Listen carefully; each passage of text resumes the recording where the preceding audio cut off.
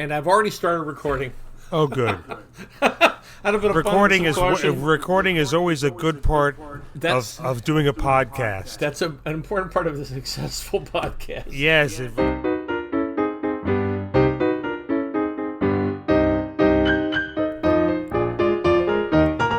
Greetings across whatever you listen to podcasts on. This is the Silent Film Music Podcast with Ben Modell. It's the podcast that takes you inside the mind of someone as they prepare for, perform, and reflect upon performances of live musical accompaniments to silent films. I'm your host, Ben Modell. I'm a silent film composer and accompanist, historian, educator, home video label, etc., etc. This is episode 4666. We are recording the beginning of March 2022, and I am joined as always by my co-host and co-producer, Kerr Lockhart. Hi, Kerr. Hi, Ben. How are you doing? The last week and a half have been pretty crazy, and I'm just trying to slowly come down from it. The big one was the Kansas Silent Film Festival. I had not been there in a few years, and this was a big year for them. I got on a plane Thursday the 24th after having done an Edward Everett Horton Comedy Shorts live stream for the Cinema Arts Center on the 22nd. Then the next day going up to Wesleyan and doing, what did we do? Oh, Serials and Westerns. And then the Kansas Silent Film Festival. It was great to go and be somewhere else doing a show. I had not been on a plane since the beginning of November when I was out in South Dakota. The festival was really well attended, and it was really touching to see the number of people wearing Silent Comedy Watch Party shirts or pinbacks coming up to me and thanking me for doing the Silent Comedy Watch Party. It's a chance to connect with people in person, not just for me, but for them to connect with me. They've been watching me for 2 years almost now, and to tell me how much it's meant to have the show there. In that way, it was very heartwarming for me, just completely aside from getting to play for a few different things in a few different venues and on a few different instruments. Yes, it's good to know that there's somebody out there on the other end. Yeah, I mean, we know from, Mana always watches the numbers on YouTube, so we know but a number is not the same thing. This is why at the end of every show I tell people, when you post a comment, tell us where you're from, and it's nice when I get up in front of an audience and I see a bunch of one-handed waves, and I know, okay, that's my people there. That didn't happen so much in Kansas, but certainly at some of the shows in MoMA, that's happened. What happened at the Kansas Silent Film Festival was that there were a handful of the comedy shorts that were shown that Denise Morrison, who's one of the, she does a lot of the programming along with Bill Schaefer, in her intro she said, I first saw this on the Silent Comedy Watch Party, and she just mentioned the Watch Party a number of times. There was a woman who came up to me on Friday, and she said, my husband and I were sitting behind you, and there you were in front of us at a piano, and the screen is behind you. She said it was like we were watching the Silent Comedy Watch Party, but in person. Hearing this from people over and over in person, for them to just to see each other and them to tell them how this show helped get them through the pandemic, it just lands even more than getting an email or a YouTube comment, as wonderful as that is. So it was fun to get to go play, and it's always useful for me to hear other people play, whether I'm listening and I think, I should steal that idea, that technique, or, that's an interesting way of handling that scene, or it just gets me out of my own head and sensibilities. So hearing Bill Benningfield and Marvin Falwell, both were on organ, and Jeff Rapsis on piano, it's always good. I forget that until I go to something where I get to hear Philip Carley and Andrew Simpson play for things and hear other accompanists and go, oh, right. Because I'm always trying to expand the musical palette. Even if people don't know my music all the time, I'm at every show, and it just drives me crazy sometimes. So if I can hear some other idea or technique, not necessarily to steal what they're doing, but it just reminds me, there are other ways of handling this. What might be a big idea that's an example of another way to attack something?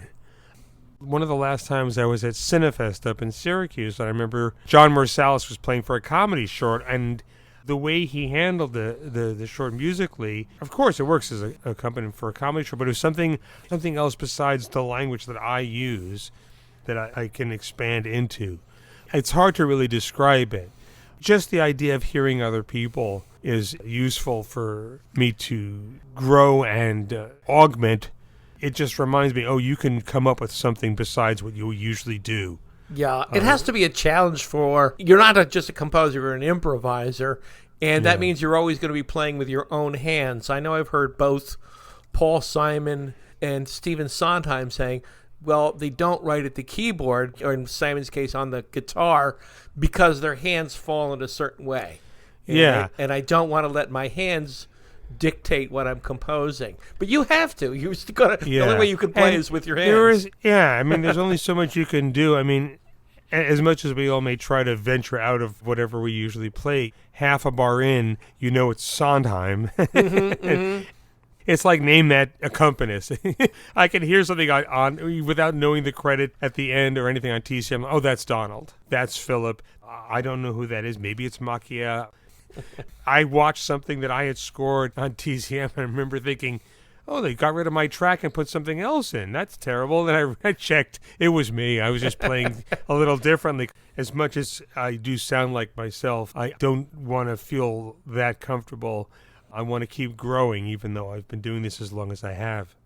And I imagine making a recording is an opportunity for you to go a little bit outside of your usual zone. Yeah, that had changed my process as well. And my process, especially with scoring things on organ, is that I will stop and start over and over, and rather than try to push myself to do a reel or two at a time.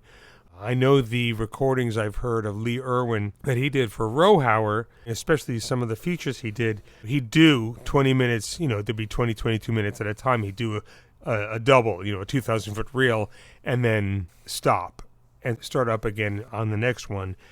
I suppose I could work that way, and I used to, but now that I've discovered the wonders of editing, because at least with the organ software, I use the samples and the convolution reverb are separate. So I can edit the recording because the recording is dry. And as long as there's a space between one note and another, I can edit or punch in.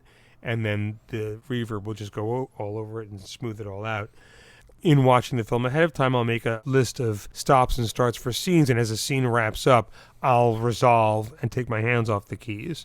And it also gives me a chance, if I need to stop here, I can, and I can edit. And if I'm in a flow, I'll just keep going and fix the clams later. So it's constantly evolving. The process is constantly evolving, and I want to make it better each time if I can.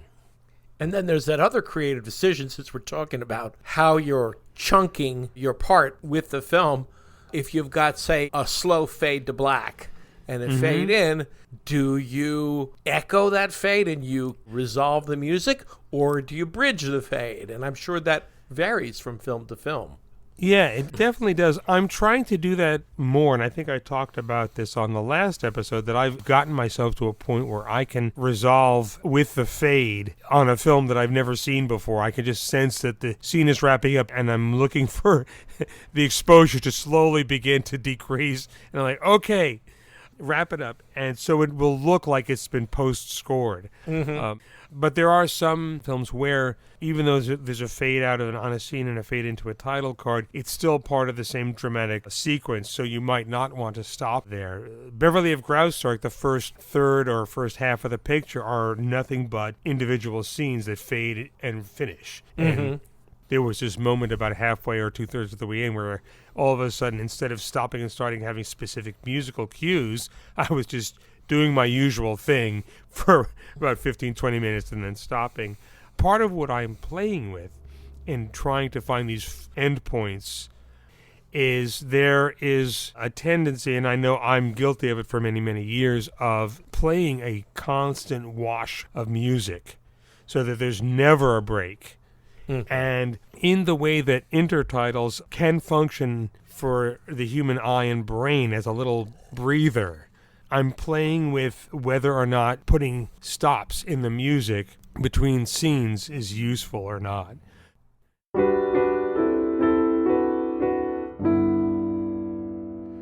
All right, so before you were flying off to Kansas, you visited a venue you haven't been in person in 2 years. Yeah, that would be St. Francis College. I've been doing silent films there It's been 5 or 6 years. Okay. And it started out playing for a class in the auditorium. And actually, one of the things they do, the screenings are, while they are held for a class, they invite the general public in. It's free, and they promote the screenings to nearby senior centers. So this was my first time back in almost exactly 2 years. And it's not a silent film course, but in this particular case, Augusta Palmer, she's also a documentarian, she was teaching a course on Westerns.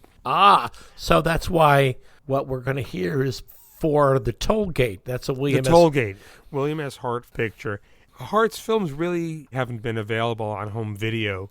And The Toll Gate was something that I think David Shepard produced for video and was put out on Image, and it's now out of print. But because it's the one that's available, it was nice being back. Signs of life, I'm going back to places I haven't been in literally 2 years. They have a very nice instrument. It's a Steinway A. It's in really good shape. They were able to get it tuned the day before the program. What you'll hear, if anything, in this 3 minutes from my live score for The Toll Gate is not only a variety of moods, but the way I turn on a dime, but not in a disjointed way. The trick is always to make it work musically so that you can shift from one mode to another seamlessly.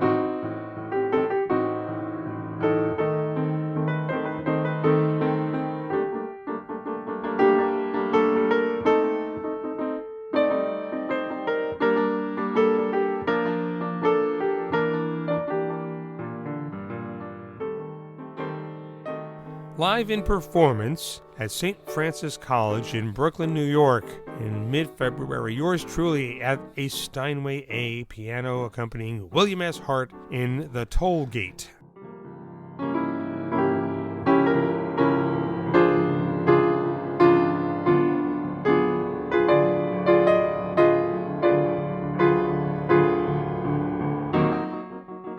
Boy, Ben, as I listened to that, I might have even guessed that it was William S. Hart. There is something very somber and dignified. That excerpt begins with what sounds like a march or a Protestant hymn. It really was very, very solemn. Oh, is that right? And Okay. then you could tell that you were going into kind of an action mode. The music went into a rapid too. But I noticed from then on, again, keeping with that William S. Hart feeling, I don't think there was a major chord.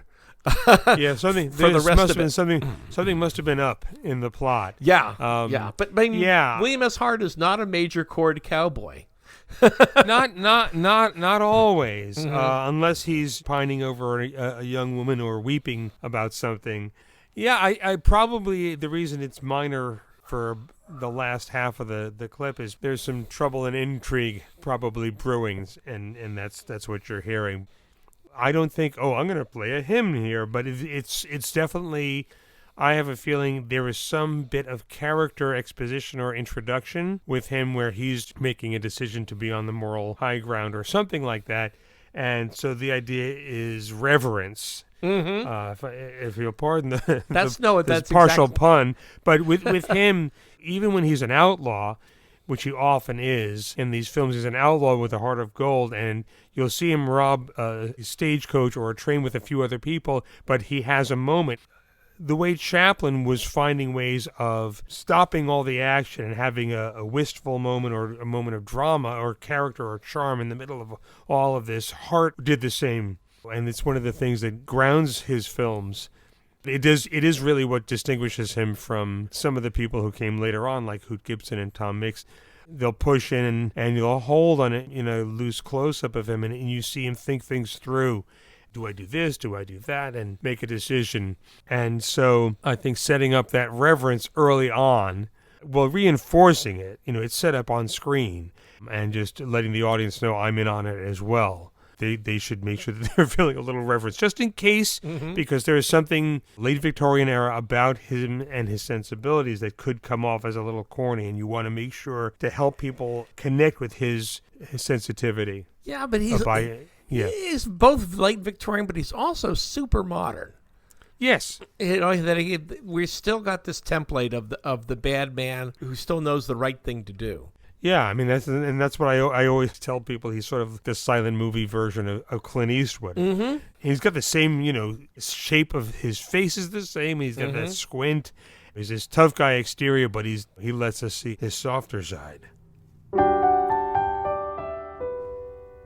So I saw in Kansas that you played in church. Yes, I did. For the film introductions, on Friday afternoon, the Kansas Silent Film Festival had their sessions at Grace Cathedral. They do something in this cathedral with Marvin Falwell at the organ every few months. The acoustics in this cathedral are amazing, and the pipe organ has a lot more reed sounds, and so there's a little bit more color and flavoring to it. Marvin, who is way more familiar with the organ than I was, really got a lot of those sounds out in his score for Tell It to the Marines, which I heard him play for there. I was just using some of the presets that he had set up and didn't have quite as much of an opportunity to play with it. They also showed the new restoration of Hunchback of Notre Dame, which was accompanied by the Monte Alto Orchestra. And I remember I sat all the way in the back. I told the group afterwards, I wish you had been able to astrally project yourself to the back of the theater to see how good you guys sound in the space. I mean, this score, of course, was fantastic, but the acoustics in there were great. And there was a piano there, but I thought, I can play a piano anywhere. The more I get a chance to sit and play a real actual pipe organ, the better it is for me in terms of my growth and knowing the instrument. So this was a screening of Scrambled Weddings with Edward Everett Horton. I'm playing the Horton shorts quite a bit right now because we're getting them booked. The last couple times I played for Scrambled Weddings was on piano. I had a main theme for it that I could use and bring in and drop. And it was fun getting to hear the audience laugh, and I think you can hear some of the audience laughs in the recording that I made. Playing a pipe organ is its own thing. I mean, it's different to play the piano and to play your lash up organ, yeah, and then to play an electronic organ in a venue, and then the next separate category is the pipe organ. Could you maybe explicate some of the technical differences? With the pipe organ, especially, a pipe organ in a church, you have to be careful of or mindful of the amount of reverb in the church. So before I got on the organ, just to make my way around it, I said to Barbara, how is the reverb in there? How long is it? So he told me what it was like. And there's a couple of churches I've played in with an 8-second reverb. Wow. So you would have to hit something, but you can't play too fast, otherwise it becomes mud. I have to remind myself, okay, let the note trail off. You don't have to, again, the constant wash of sound. And with an organ, you can hold notes anyway. So with a pipe organ, I guess you're just a little bit more limited in the tone palette. There are some pipe organs where it's just the variety of tootsie-flootsie sounds and one or two reeds. This particular instrument had a little bit more of a range. So for me, technically, I don't think there's a huge difference in terms of the actual playing of the instrument between a theater organ that's real or the kind I travel with or a pipe organ, because the physicality of 2 or 3 manuals and then the pedals is still the same, and you've got your stops off to the left and right or in front of you. It's just a matter of with pipe organs, the stops always have slightly different names and in slightly different languages. If you were an organ major at a conservatory, you're very aware of this and probably going, I know that. Oh, come on. Don't you, But I have to sit down and translate and remind myself which keyboard goes with which set of buttons, the pull stops, tabs. It can be confusing because I just don't play organ as much as most organists do. So, but like I said, it's good exercise for me, and the more I do it, and the more I have to. It's like it's like getting into a rental car and you adjust the mirrors and you pull out from the parking lot and you're like, okay. Now, where's the defroster? Where's the defroster? I should be able to find the defroster. And then, okay, that's the defroster. No, that's the heat. Now the wipers are going. Okay, hold on. So it can be kind of analogous to that. You'll get it right, and the audience doesn't know you didn't mean to turn on that reed. But is there no delay between your hand and the sound the pipe is making? There probably is, but I've gotten so used to it by this point. Even with, I think when I was initially using the Miditzer, it was never immediate. There's some latency that I think might have been built in. I've played a couple of instruments where there's a slight delay, and I think I may be at a point where the first couple of minutes I'm going, oh, right, yeah, okay, got it. And then I just relax a little bit. If I've been playing a bunch of piano shows and then I get on an organ, there may be a very brief acclimatization moment where I'm, okay, right, you don't have to play that many notes. You can just hold notes and back off. And, and then when I go back to the piano, I have to remind myself, you still don't have to play that many notes. Well, we've heard Edward Everett Horton music on the podcast before, but I don't think we've heard anything for Scrambled Weddings, and I'm positive we haven't heard anything on the organ for any of these on the films. Pipe organ for, yeah, sure. So this is February 25th, 2022 at Grace Cathedral in Topeka, Kansas, accompanying a segment from Scrambled Weddings on the pipe organ.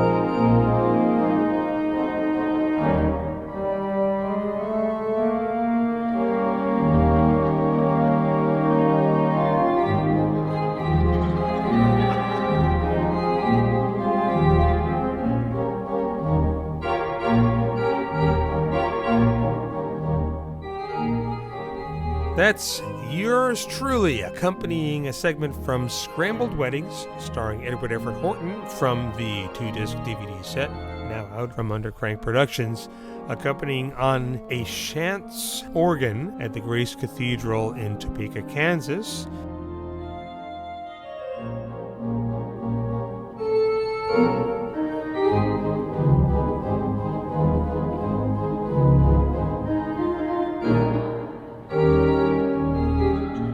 It's a 4-manual, 65-rank pipe organ. If you go to gracecathedraltopeka.org, you can look up the stop list and have fun with that. But that's me on a pipe organ. There are recordings out there that Fats Waller did on a pipe organ. I mean, he was a movie theater organist, and I think he went to the studios in Camden and cut some sides for Victor on a pipe organ. Oh, that's right. He actually considered, I'm going to speak from my own knowledge, having worked for Fats Waller's attorney. That was his favorite instrument in the world, and he loved when they asked him to come to Camden and play on that pipe organ. He considered that his first instrument.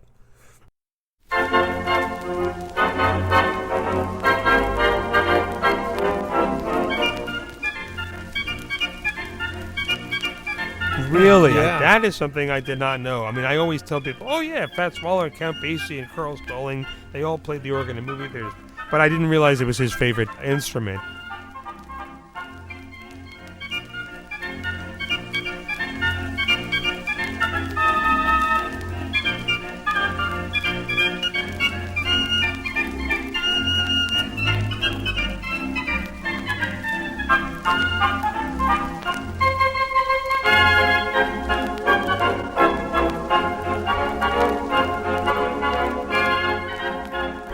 A few seconds of Fats Waller playing Messing About with the Blues on the SD pipe organ found in the Trinity Baptist Church in Camden, New Jersey.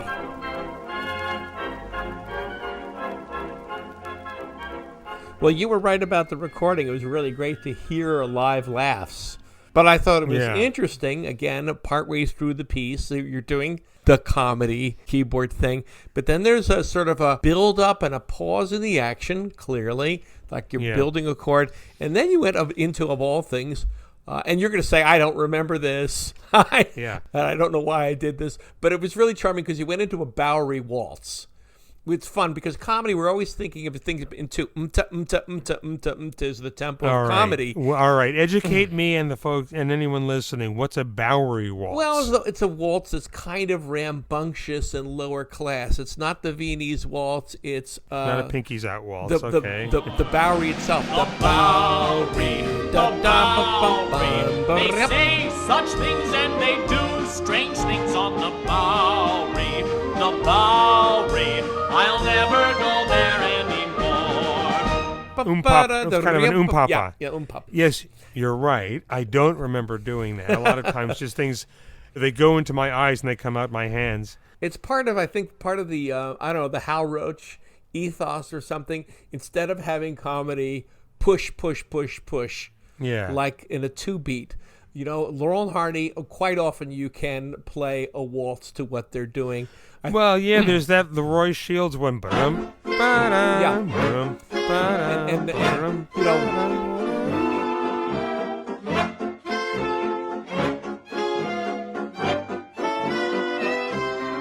your friend Walter Kerr described Oliver Hardy as sort of moving to an unheard waltz. Oh yes, you can totally see that. And also just to break up like the boom chick, and there are little moments where there's a little Pinky's Out sort of movement, and now I'm going to call it a Bowery waltz. It fits the scene for the sake of variety, but also just to underscore whatever the comic business was at hand.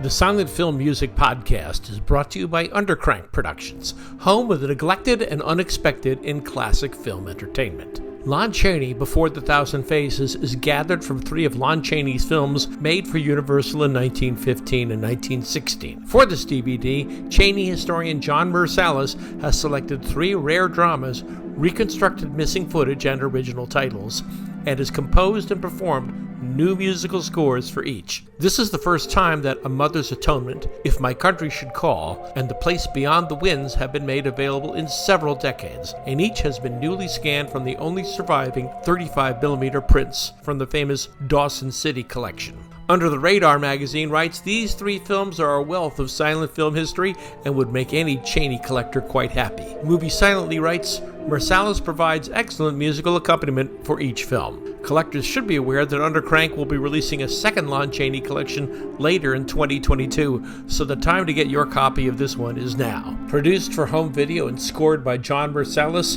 an Undercrank Productions Library of Congress release in association with Greenbrier Picture Shows. Available from Amazon, Deep Discount, Critics' Choice, WOW HD, and anywhere classic film is sold. Lon Chaney, Before the Thousand Faces.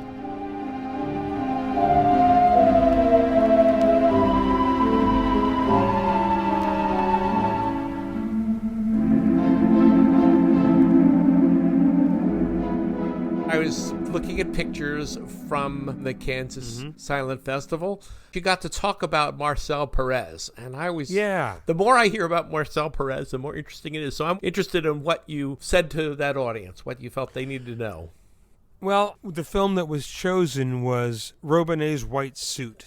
It's one of the split reelers that he made by the dozens for the Ambrosio Company from 1910 to 1915. And they're single joke, single concept films like that format is and was for everybody making comedy shorts in France and Italy and England, etc. at the time. You know, he's got a brand new white suit. It's nice out, and he goes out and takes a walk, and just about everything happens to him.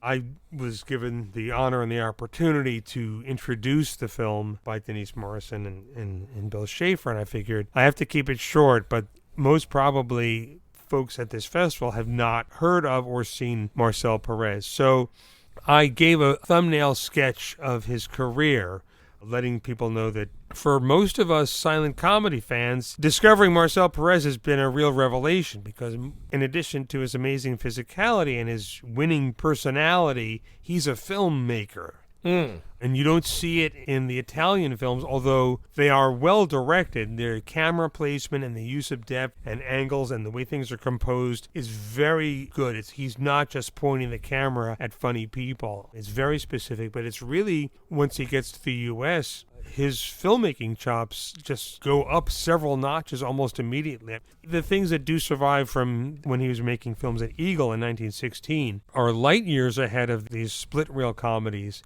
And then there are films like You're Next, where just the opening 3 or 4 minutes are just so well made, just in terms of the filmmaking. So I gave a quick thumbnail sketch so people understood why he was important, what the big deal is about Marcel Perez. And I said, you may not see the filmmaking chops in Robinet's White Suit, but you will see him execute a fall that I have only seen Buster Keaton do.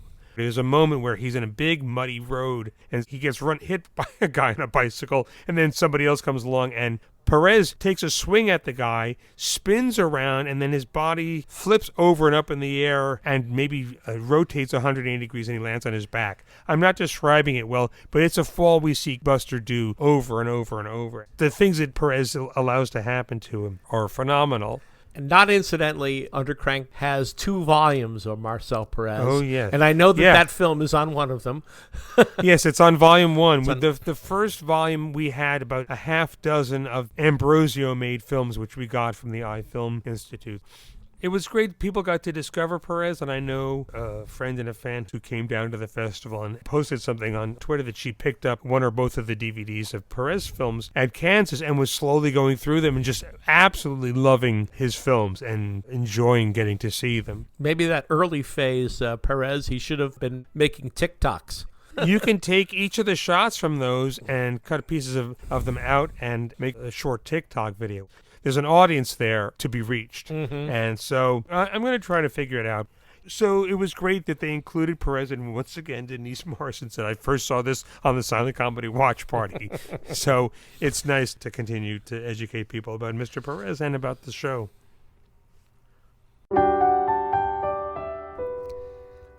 So the other big show you had in Kansas was The Goose Woman, which was a very famous film in its day. Yeah, in its day, it's not really all that well known. It is a favorite of Kevin Brownlow's, apparently. Is it not Clarence Brown that is the director? It's Clarence. Yeah, it's Clarence. So I mean, for if you those look of at you, the cast. Yeah, for those of you who are only mild film buffs, this is Garbo's favorite director. and he worked at MGM right through the sound era, right up into the early 1950s. And The Yearling, isn't that? yes, Is that him? that's Right. typical. He's very pastoral.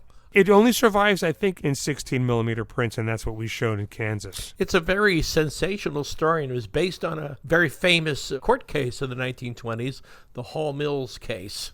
It's a very well-made film, and even in this doopy 16 millimeter print, which may be all that survives, it's still very, very compelling.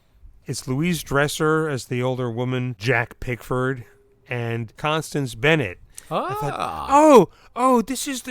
the one in Topper. Yes, that's right. She's the love interest in it. We have a recording of me playing for it, and you hear more of the rapidly shifting moods, but trying to keep it making sense musically so it doesn't become jarring. So was that really your goal or task as the accompanist? It's like, I got to stitch this film together and help make it cohesive. Well, no, in this case, it was really cohesive. It's just that musically, if you're not watching the film, what you'll hear is something that sounds not disjointed. This is the thing I often tell people about silent film music. You may be playing a 16-bar phrase, but if the mood shifts, you do not finish it.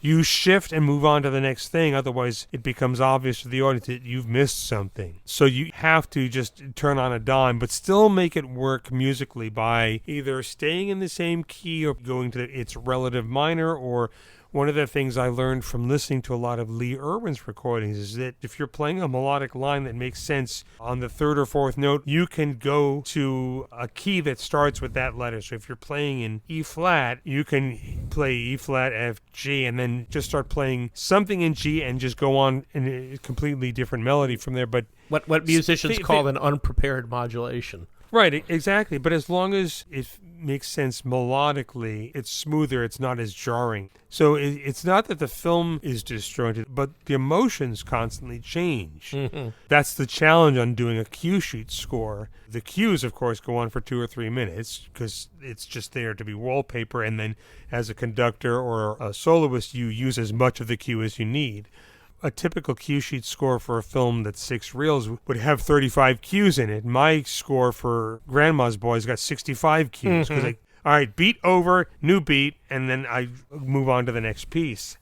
What's woven together is the flow of the different emotions that go back and forth. So let's hear it. Yeah, here is yours truly at a Steinway D in White Concert Hall at Washburn University in Topeka, Kansas, accompanying segment from The Goose Woman, starring Louise Dresser and directed by Clarence Brown.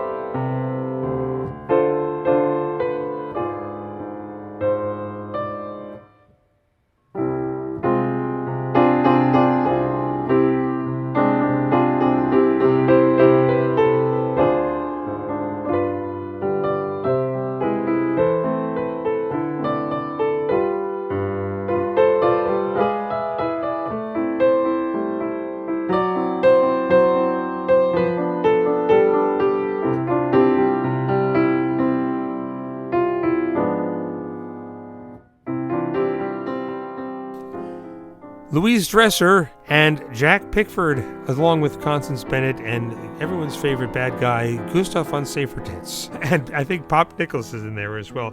In The Goose Woman, projected in 16mm at the Kansas Silent Film Festival in Topeka, Kansas.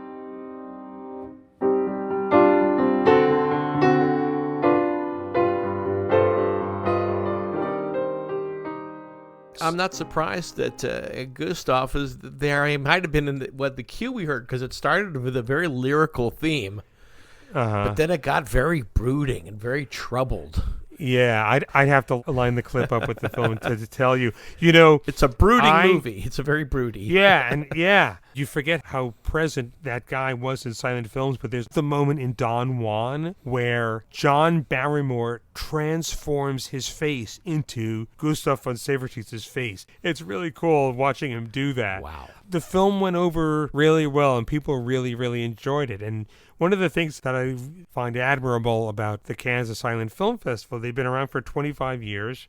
They show a lot of silent films you've never heard of that do not have Buster Keaton in them. And people come and they just know, if you're showing this, I know it's going to be good. And a lot of people get to discover stuff, much like what I'm trying to do with Undercrank Productions, finding stuff that you haven't heard of, letting you know it's important to see it, and putting it up so you can discover it and to enjoy it and go, oh, I've never heard of this, but boy, that was great. We need to add a title to your resume at the beginning. Oh, God, another one? Silent film accompanist, historian, and evangelist. Oh, okay. I've had that moniker applied to me. Somebody posted a picture when I introduced scrambled weddings at Grace Cathedral. Here's Ben Modell preaching the gospel of Edward Everett Horton. But, you know, the last time I wrote to Walter Kerr, I remember writing him a letter and thanking him for showing me silent films all those years when I was growing up. And he wrote back to me and said, for him, showing silent films to me and to other people, he considered it missionary work. And that's something that I try to carry along in what I do, is the showing of things to other people who want to see them. And especially in some of the school shows I do, it's audience preservation work. It's missionary work in a lot of ways. And I hope all you listeners to this podcast are being missionaries for silent film and for the podcast. Please do go on and rate and review us, not because our vanity needs it. It's just the way the algorithms work. The more people boost the show, the people that might stumble over it will have an easier time. It'll pop up in their suggestions more if you put your own guarantee behind it. You know, that's very valuable to the algorithms and us. Yeah, please feed the algorithm. You know, it's up to us fans to make these things pop. The next best thing to telling yourself at the end of the episode, hey, that was a good episode, is to go on and rate it wherever it is you listen to podcasts, because it definitely makes a difference.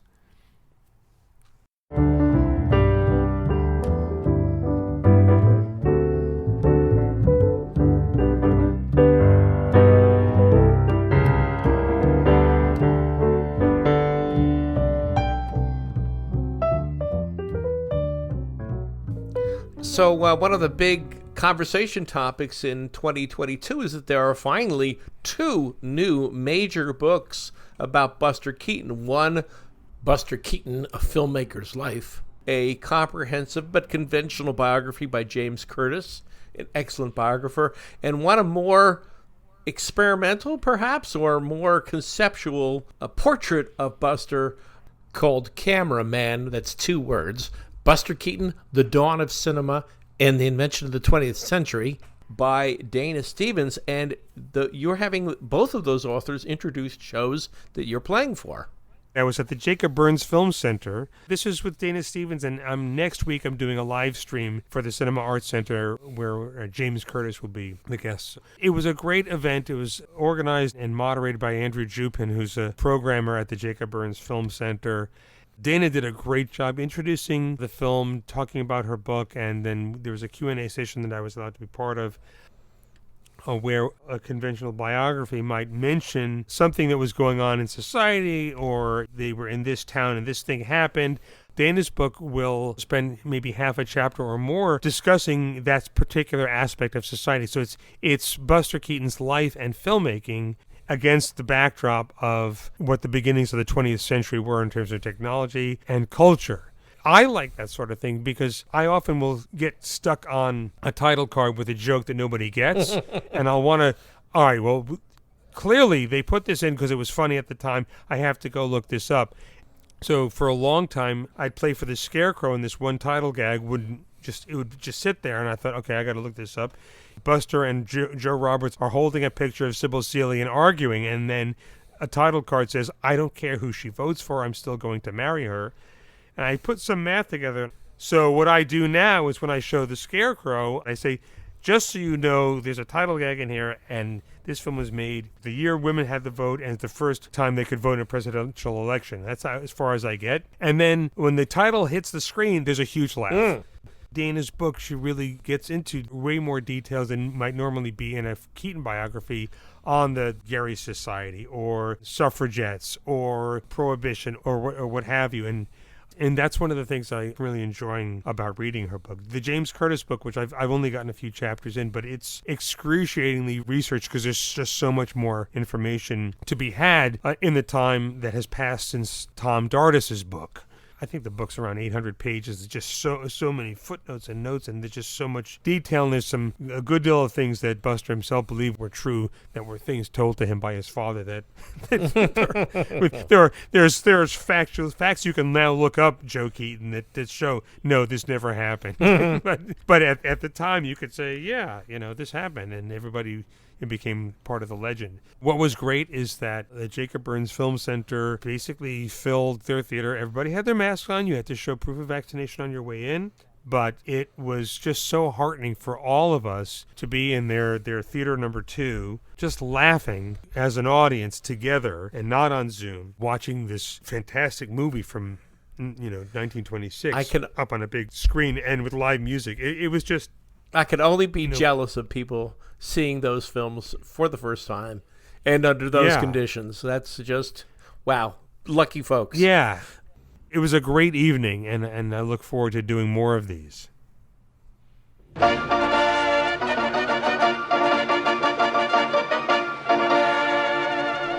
I am doing a Kickstarter for a pair of Raymond Griffith features, You'd Be Surprised and Paths to Paradise. These have been scanned in 2K or 4K by the Library of Congress from Nitrate in the Paramount collection. I got permission from Paramount Pictures to access these, so Raymond Griffith will finally be out on home video. These are 2 very funny films, and I've actually heard Ben play for them. You did a Raymond Griffith season a number of years back at the Silent Clowns. Yes, it was the year that The Artist came out, and we did a series called If You Like The Artist, You'll Love Raymond Griffith. For a comedy star no one had ever heard of, we packed the show and we turned people away twice. We ran Hands Up, Paths to Paradise, You'd Be Surprised, and I think The Nightclub. And again, this is one of these artists that doesn't need explanation, excuse, context. Put the film on, it will play. They're extremely well made. A few of them are directed by Clarence Badger, one of the top silent comedy directors for Paramount. He's got such an engaging and winning personality and an unusual character. He's really what Max Linder should have turned into when he came to the U.S., but remained, I think, too French to adapt to American sensibilities. Raymond Griffith, he had a trim little mustache and an opera cape and a top hat, and he was known as the silk-hatted comedian. And he says one of these wonderful personas where he's just very much unaware. He is a man who lives in his own bubble and misses... And nothing bothers him. Nothing bothers him. He just floats through everything. Yeah. Not knocking Griffith's great artistry. I think you could take You'd Be Surprised and make a remake of it today. I think it would just stand up. The twists and turns in that story are so clever. And what's odd about that picture, it all mostly takes place in 1 or 2 rooms on a boat. And I thought, oh, this is kind of staged, but it must be based on a stage play, but it's not. And a lot of the plot twists cannot happen on stage. Mm-hmm. It's residing in the silent film universe where things are heard or are not heard or happen faster than they would in reality. And I think that's the one with the titles by Benchley. Mm-hmm. There's not going to be a limit on backer numbers on this one because I want to be able to have stretch goals like stabilization and cleanup and proper professional grading. Paths to Paradise is tinted. And so they're both just really, really funny. So we're continuing to not only expand what people think the landscape of silent film is, but to also fill it in with this project. And then there's another project I'll be working on. I'll talk about it in the next episode. Going back to Walter Kerr again, Raymond Griffith was one of the category he called the demi-clowns that he thought came closest to the pantheon of the Chaplin, Keaton, Lloyd, Langdon level. He thought Griffith was almost there. Definitely, and if it were not for his chapter in The Silent Clowns on Griffith, and including him in the chapter on Lost Film, and if it were not for the fact that most of Griffith's films are missing, he'd be much better known today, I think. 20 years ago, I was outbid on a still from He's a Prince, which is a lost Raymond Griffith film. And I wrote to whoever had won the auction, and I said, I'm a huge Raymond Griffith fan. I don't need to own the physical object, but if you wouldn't mind sending me a scan, I'd really appreciate it. And the email comes back, this is Leonard Maltin. Yeah, I'm familiar with your work, and of course I'll send you. So I have a very nice scan of Raymond Griffith in regal robes sitting on a throne from He's a Prince. So as we've done with Alice Howell and Marcel Perez and some other people, we're looking to write that. And in the same way that I first saw Hands Up at Walter Kerr's house when I was in high school, carrying on him showing that to me to educate me, and I'm looking to do that for other silent comedy fans. Well, by the hands on my digital watch, I see that we are out of time for this episode. So I want to thank you for listening. This has been episode 46 of the Silent Film Music Podcast with Ben Modell. It's the podcast that takes you inside the mind of someone as they prepare for, perform, and reflect upon performances of live musical accompaniments to silent film. I'm Ben Modell. I'm a silent film accompanist and historian. That's Kerr Lockhart's dog, who's held it together just long enough for us to finish, but he clearly has to go out. We want to thank you for listening to the podcast. Thank you, Kerr Lockhart, for producing, scheduling, recording, editing, and being a co-conspirator on the podcast. Now, it's been great to get back in the saddle, and thanks to you, we're able to turn out episodes on a pretty regular basis now. So thank you. It's been a fun conversation today. It has. If you are not already on my email list or following me on Twitter, just go to silentfilmmusic.com where you can see my performance schedule. But if you get on my emails, you will always hear about what's going on, because I will send an email to you and you will get it. So thank you so much for listening. Thank you, Kerr Lockhart. We'll speak with you and play for you again on the next episode of the Silent Film Music Podcast with Ben Modell. Until next time, I'll see you online or I'll see you at the Silence. Bye now.